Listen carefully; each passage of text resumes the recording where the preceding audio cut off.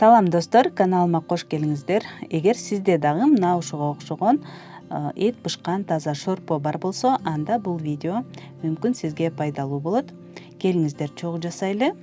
Бизге керектүү азыктар: пияз, картошка, сабиз, помидор жана бир аз күрүчтү жууп тазалап алдым. Ошондой эле бизге эт же болбосо фарш керек. Мен этти майдалап алдым.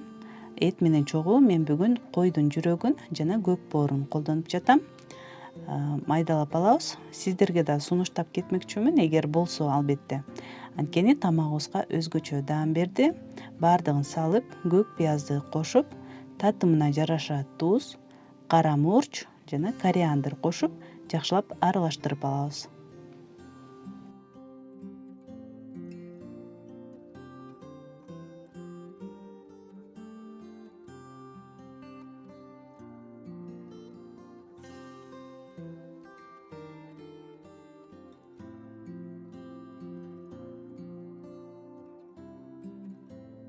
Фаршыбыз даяр болду. Эми ар бирин бир аздан алып, жакшылап тоголоктоп чыгабыз.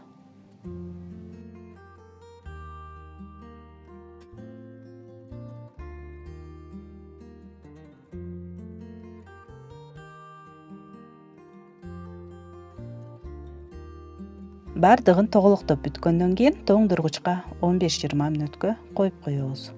Эми казанды ысытып, суу майдан куюп, пиязды жана сельдерей чөбүнүн сөңгөктөрүн туурап алабыз майда. Пияз менен чогуу бир аз кууруп алабыз.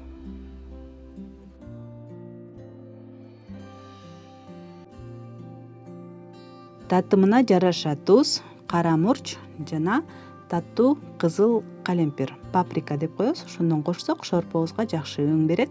Бир аз аралаштырып, кууруп алгандан кийин помидорду, сабизди жана картошканы салабыз, бирок куурубайбыз.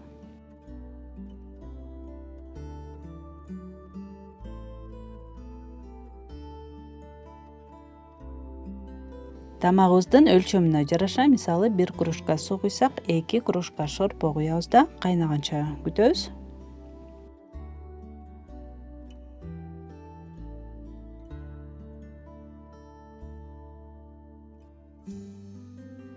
Шорпобуз кайнап чыкты, тузун текшерип алабыз да, эми тоголоктошкон эттерибизди үстүнө тизип чыгабыз. Эгер жалаң эт жана күрүчтөн жасалган болсо, анда фрикадельки десек деле болот. Капкагын жаап, ортоңку отто 20 мүнөттөй бышканча кайнатып алабыз. Эгер мына ушундай жол менен жасап алсак, биздин даяр шорпобуздун даамы дагы, өңү дагы өзгөрбөй, таза бойдон калат.